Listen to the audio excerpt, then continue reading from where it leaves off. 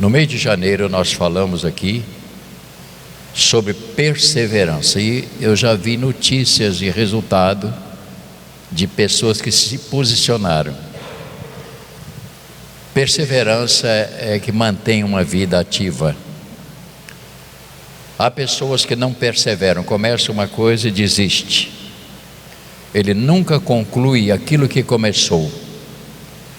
Então é preciso que você entenda esse sentido nosso, que é esse, é te ajudar a se posicionar. Eu sou um elemento que não sou muito fácil de me enredar. Eu sou perseverante. Naquilo que eu vou fazer, eu realmente me mantenho firme. Mês de fevereiro nós falamos sobre a cruz. Algo que muitas vezes nós não queremos ouvir e não entendemos muito sobre a cruz. E nós estamos completando este assunto. Hoje eu vou terminar. E no mês de março nós estaremos falando sobre a igreja. A igreja é importante? Será que ela é importante dentro da sociedade hoje? Nós vamos ouvir uma música cujo tema é falando sobre a cruz. Nosso grupo ali vai cantar uma canção antes da minha meditação. Convido-os, por favor, a tomar o lugar.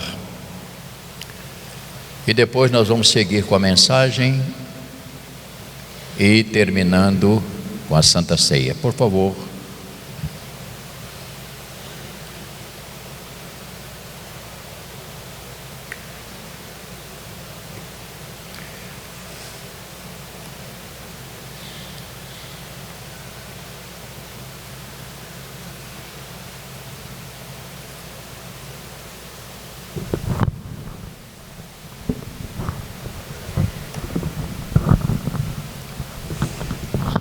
Precisar do meu também?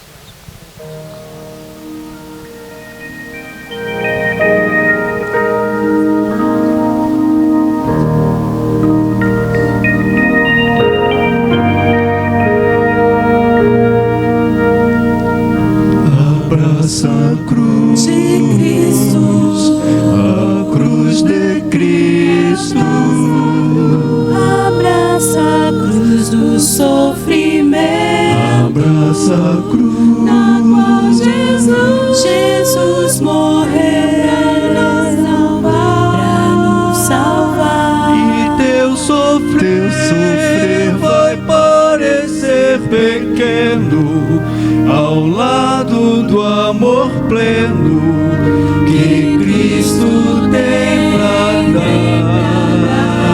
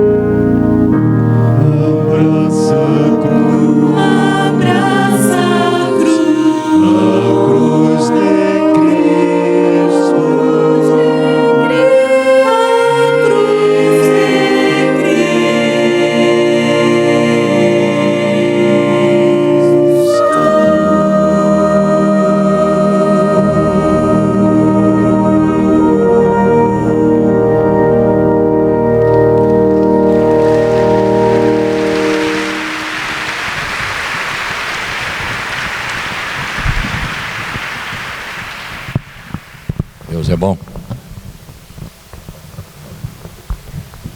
Vamos ficar de pé, meus queridos irmãos. Isso, obrigado. Uma recomendação que nós estamos fazendo aos irmãos: ao colocarmos essas Bíblias aí no banco, elas têm por finalidade atender pessoas que vêm às vezes do trabalho, uma pessoa que está visitando, para que ele tenha uma Bíblia para ler. Então nós convidamos aos irmãos que você adquira a sua Bíblia, a Bíblia da Sociedade Bíblica, é revista e atualizada, é a nossa linguagem, para que você tenha a sua própria Bíblia, que muitos não trazem Bíblia. Na igreja tem Bíblia. Essa igreja é para outra coisa. Eu vou inclusive diminuir a quantidade de Bíblias, porque não é que a gente não queira, é para que você tenha a sua Bíblia. Porque às vezes você quer ler um texto, você gosta, você não pode marcar, porque nessa aí não pode escrever, mas na sua Bíblia você pode sublinhar ali uma palavra, uma passagem. Esse é o nosso desejo. É uma coisa que não é tão cara, uma Bíblia, né? Compra uma boa Bíblia, isso vai ajudar a você tremendamente, tá bom assim? Que nós desejamos isso para sua vida pessoal. Tenha a sua Bíblia, é muito importante. Eu ontem falei sobre 2 livros que eu gostaria de convidá-los, se você puder comprar, e que também existe. Há pessoas que não sabem muito sobre a história da igreja. Existe um livro chamado Os Heróis da Fé. Saiu agora um exemplar, uma capa dura, muito bonita. Você encontra lá na CPAD. Não é uma coisa tão cara. É para você saber a história daqueles que morreram por causa de você também. Morreram pregando o Evangelho, para que este Evangelho chegasse até nós. Então você deve procurar. É um livro muito bom. Então você vai saber a história, inclusive, de quem era o patrono da igreja metodista, John Wesley. Você vai saber sobre a vida dele, como ele foi desde garoto protegido para isso. Então é para você ter a história. Isso vai ajudar. E um outro livro que é uma ficção, mas também ela é muito boa para ler, é o Peregrino. Se você conseguir, depois da Bíblia é o livro mais lido. Então procure ter um livro na mão para você ler. Olha para mim, esquece desse negócio de celular. Celular tem uma vantagem, você vê o que você quer, mas também vê um monte de coisa que você não quer e começa a ver. Daqui a pouco tem gente que até esquece e gasta 1 hora mexendo naquilo, né? Não sou contra, pelo contrário, se você tiver um da 5G, não sei o que, pode me dar que eu aceito. Mas eu estou dizendo que você tem que ter cuidado, porque aquilo ali tem algo que te chama para dentro, que você vai se perder depois, tá bom? Livro dos Atos dos Apóstolos,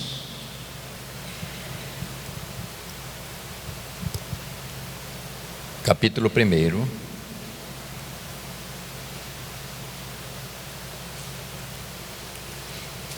verso 6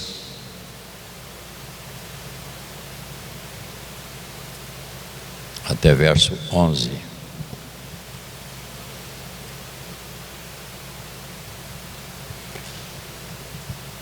Então os que estavam reunidos lhes perguntaram: Senhor, será este o tempo em que restaures o reino a Israel? Respondeu-lhes: Não vos compete conhecer tempo ou época que o Pai reservou pela sua exclusiva autoridade, mas recebereis poder ao descer sobre vós o Espírito Santo, e sereis minhas testemunhas tanto em Jerusalém como em toda a Judeia, Samaria e até os confins da terra. Dita estas palavras, foi Jesus elevado às alturas à vista deles, e uma nuvem o encobriu dos seus olhos. E estando eles com os olhos fitos no céu, enquanto Jesus subia, eis que 2 varões vestidos de branco se puseram ao lado deles e lhe disseram: varões galileus, porque eram todos da Galileia, varões galileus, por que vocês estão olhando para as alturas? Este Jesus que dentre vós foi assunto ao céu, virá do modo como o viste subir. Verso 11, leia. E lhe disseram: varões, por que está olhando para o céu? Este Jesus, do modo como ele virá. Este é o nosso assunto para esta manhã, sobre a ressurreição do Senhor. Pai, abençoa esta meditação, mesmo aquele que já sabem tudo, ó Pai. Mas eu sei que a estas pessoas que sabem tudo, sempre tem espaço para aprender mais um pouco. Estão abertos ainda a mais uma palavra. Por isso, Pai, ajuda-nos nesta manhã a meditar esta palavra antes de sentarmos à mesa para participarmos da Santa Comunhão. Que cada um receba do Senhor aquilo que o Senhor tem para elas, em nome de Jesus. Amém. Podeis sentar, irmãos.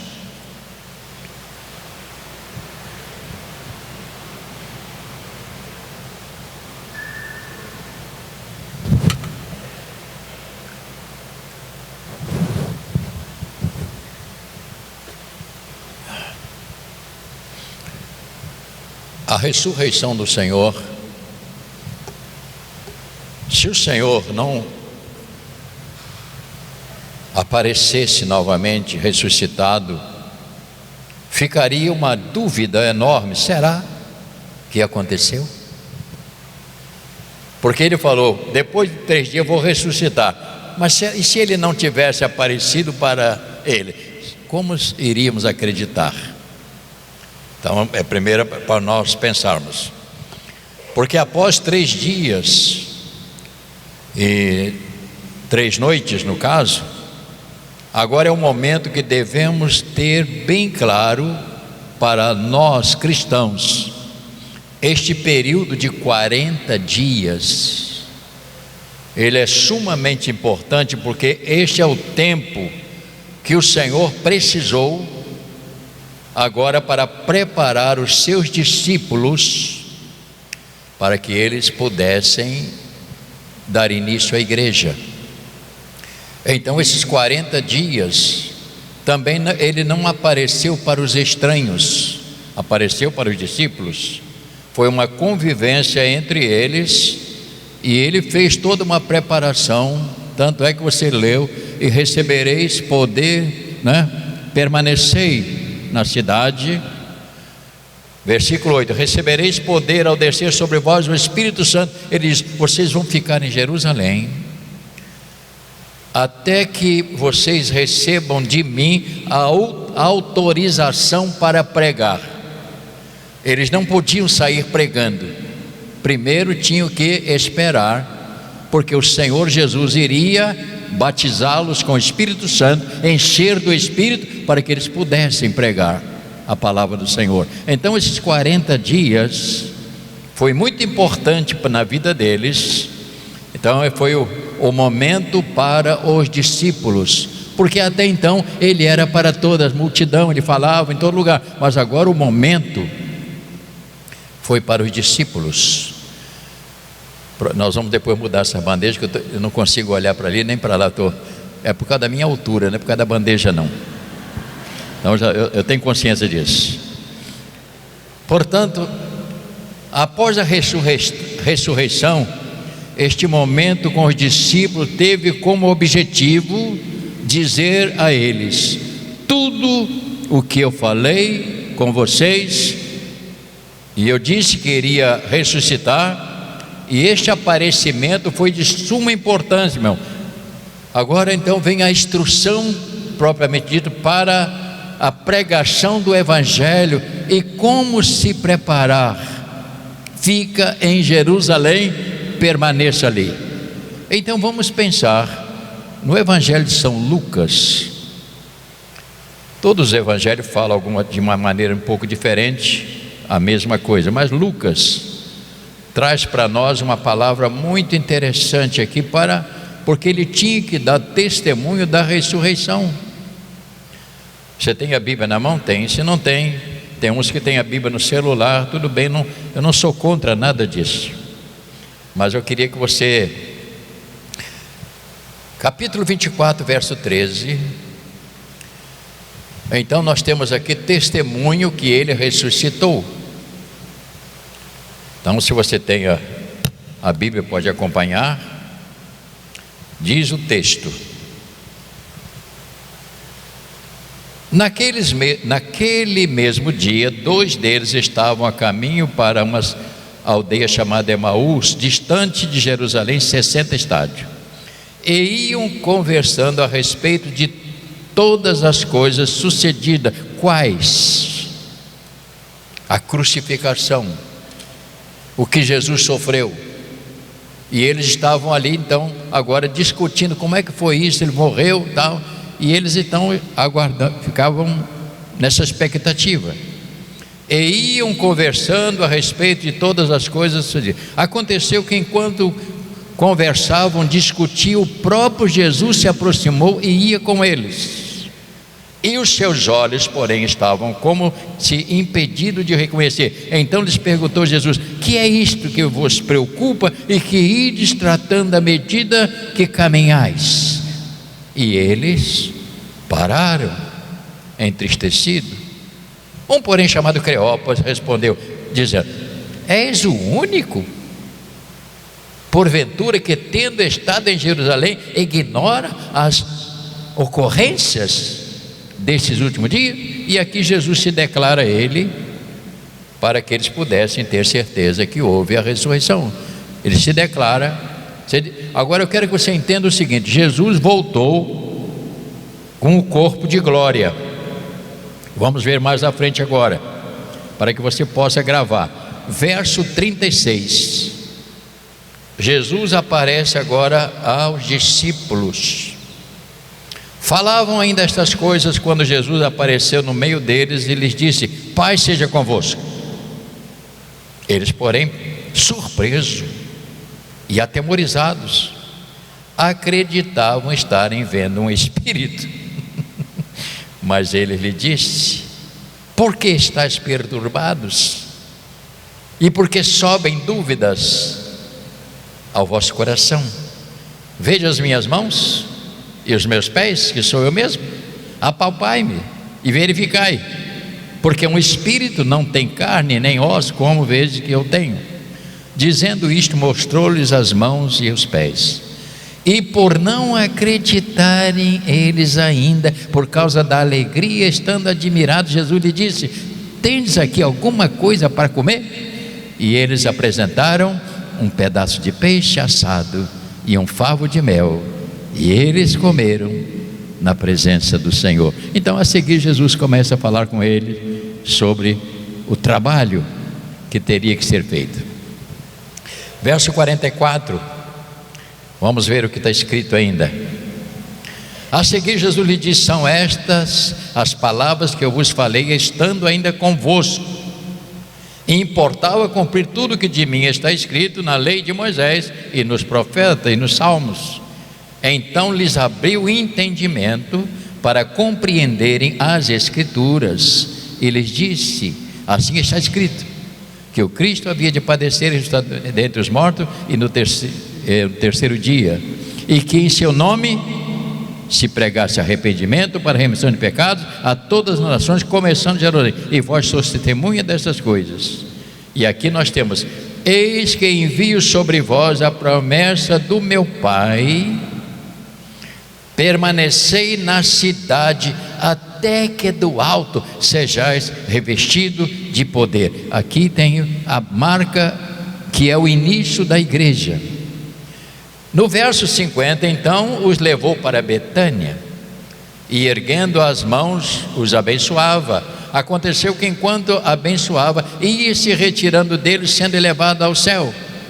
Então eles adoraram, voltaram para Jerusalém, tomados de grande júbilo, e estavam sempre no templo, louvando a Deus. Muito importante, irmãos, a gente entender sobre a ressurreição e este período que eles tiveram com o Senhor. Volte mais atrás, busque o Evangelho de São Marcos. São testemunhos que nós precisamos para nós entendermos a respeito do Evangelho. Capítulo 16. Marcos também registra este momento aqui muito importante. Versículo 14. Lembrando aos irmãos que aqui nós temos a palavra do Senhor e a ordem de evangelização para formar a igreja. Finalmente, verso 14, apareceu Jesus aos 11 quando estava à mesa, censurou-lhes a incredulidade e dureza de coração, porque não deram crédito aos que tinham visto o resultado, e disse-lhes: ide por todo o mundo, pregai o evangelho a toda criatura. Primeira coisa, ide por todo mundo. Este mundo, em qualquer parte, precisa ouvir, pregar o evangelho de toda criatura. Quem crer e for batizado será salvo, quem porém não crer será condenado. E estes sinais vão acontecer, vão acompanhar. Aqueles que creem em meu nome expelirão um demônio, falarão nova língua, pegarão em serpente. Ele está falando aqui da autoridade que eles estavam recebendo do Senhor para poder pregar o evangelho. Volte para o livro de Atos para continuarmos.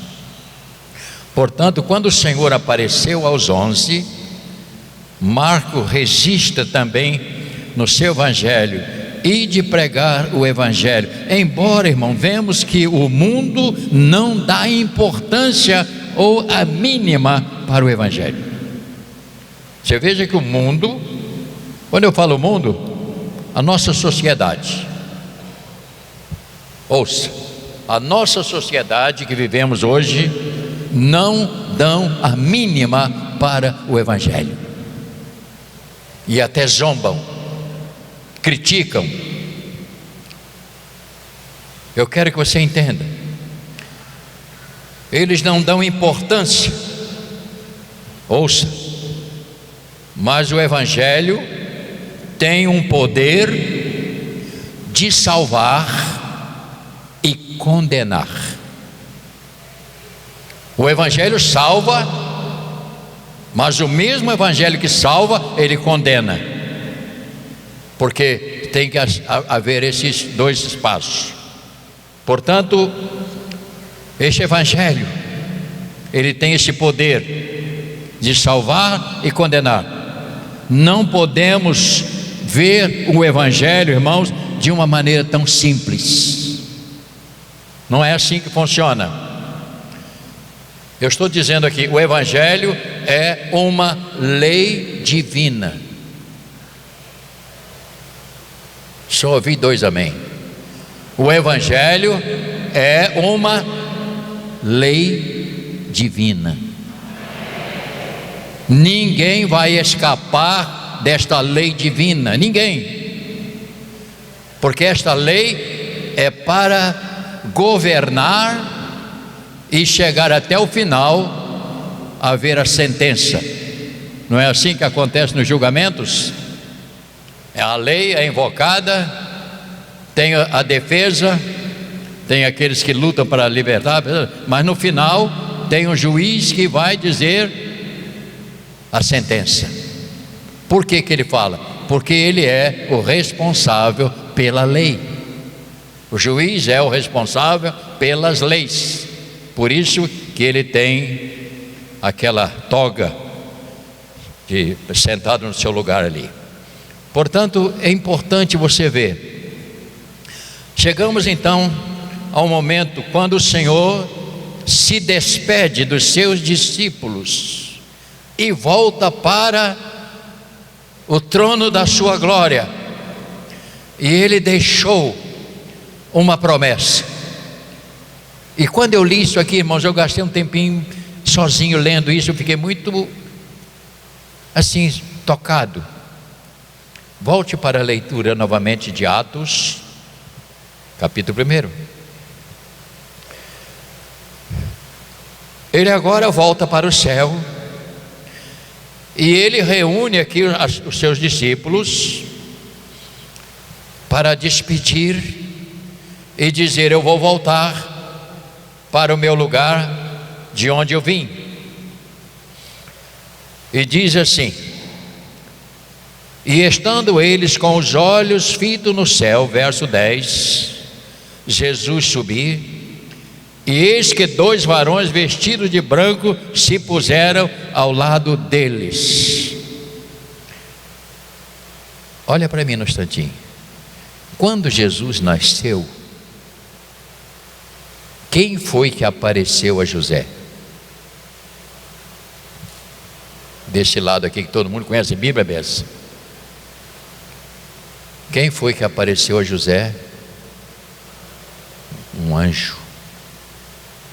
E disse: não temas receber Maria por sua esposa, porque o que está gerado nela foi o papai, é obra do Espírito Santo.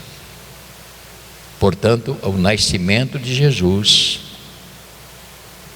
o anjo estava ali. Agora você descobre na subida quem aparece. Vamos ver mais uma vez. Estando eles com os olhos no céu, enquanto Jesus subia, eis que 2 varões vestidos de branco, anjos, que coisa fantástica, se puseram ao lado deles para autenticar, e lhes disseram: varões galileus, por que estão olhando para as alturas? Este Jesus, que dentre vós foi assunto ao céu, do modo como vocês estão vendo ele subir, ele virá. A igreja precisa entender que o mais importante, o que a igreja tem que fazer é pregar o evangelho e anunciar a segunda vinda de Cristo. A igreja não é um lugar social. E muita gente quer que a igreja seja um lugar social. A igreja não é social. A igreja trata de um assunto seríssimo, que é a eternidade. Quando às vezes a pessoa quer que a igreja, por isso que eu falo, a igreja não é um palco para alguém pular para lá, para cá, correr para lá, para cá. A igreja não é isto. Alguém andar com a garrafinha na mão, pregando, andando para lá com a calça toda rasgada aqui, essas calças modernas agora. Isso é jogar, é barato, o altar de Deus. Pode me chamar de radical se você achar.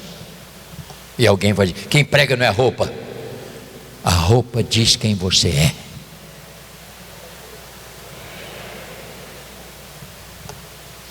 A roupa te identifica quem você é. E aqueles que servem a Deus, principalmente no altar, deve ter muito cuidado com o que você se veste. Eu não estou falando de andar vestido caro, não é isto. Eu estou dizendo é postura. Postura. Porque a igreja prega salvação. E ela prega: Jesus voltará para levar os salvos. Neste ponto eu queria que você entendesse que a volta do Senhor vai causar muitos problemas e surpresas. Em Mateus 24,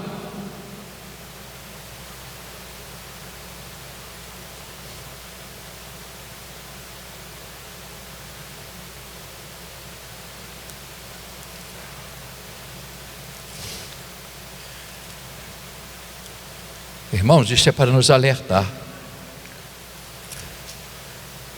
Eu poderia pregar aqui, fazer você rir. Eu podia fazer você dar gargalhada, dizer aleluia, sem conteúdo. Eu posso fazer isso. Mas eu não quero. Eu sou inimigo de falsidade. Falsidade é uma coisa que não deve existir. que nós falamos aqui, nós pastores, nós temos responsabilidade com o que falamos. Nós temos muita responsabilidade com o que falamos. Em Mateus 24, aqui nós temos uma passagem muito interessante.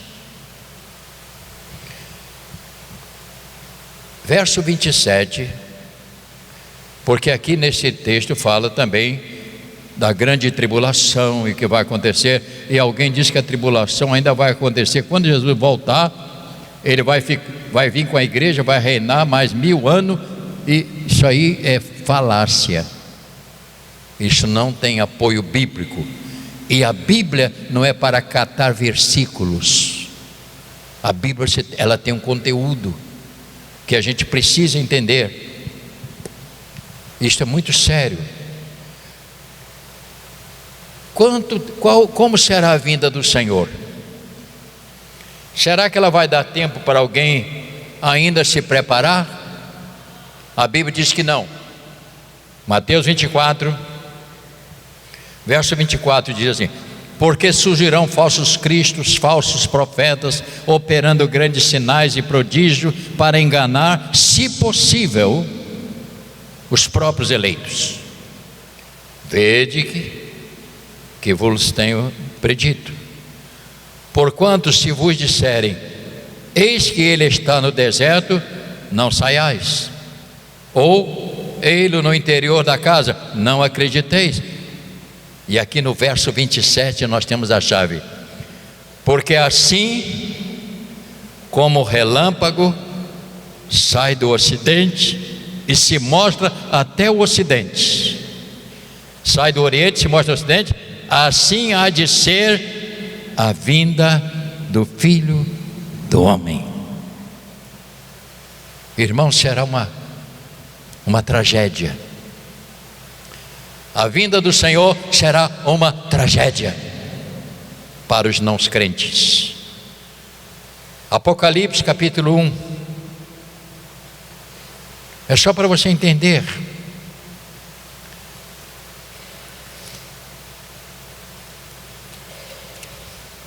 Para que nós possamos entender isso, irmãos.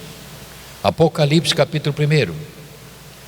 João teve essa revelação muito interessante, merece o nosso crédito. Primeiro capítulo, Apocalipse capítulo 1 e verso 7, que diz,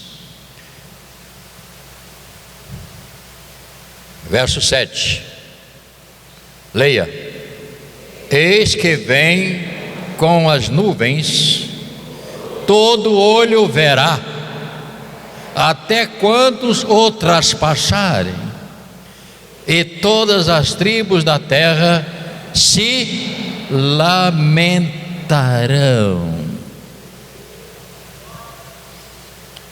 Meus irmãos, servos de Deus, vai haver um lamento que você não tem a mínima ideia do que vai acontecer. Segundo a Bíblia diz que Jesus voltará. E ouça mais uma vez, por favor,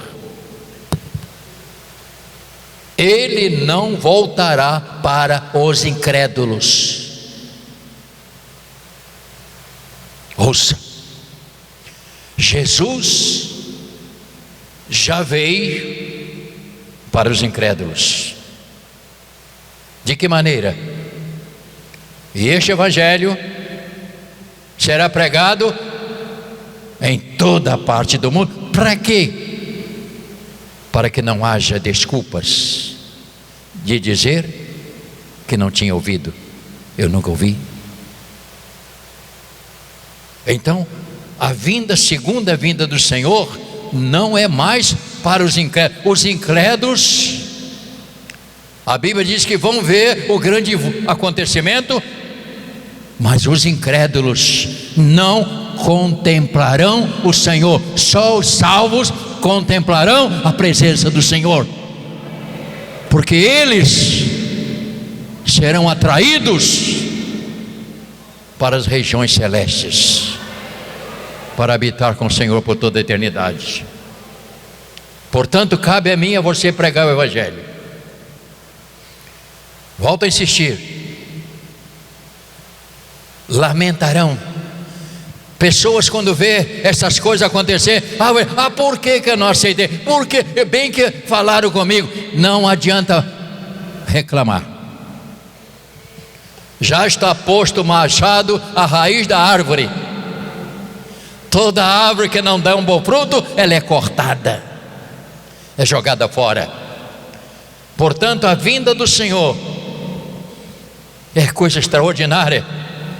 E a Bíblia, tenho lido esses assuntos, irmãos, e a Bíblia diz que quando o Senhor vier, abrir e fechar de olhos, haverá um tumulto neste mundo, o lamento vai haver, porque o Senhor aparecerá vestido de glória,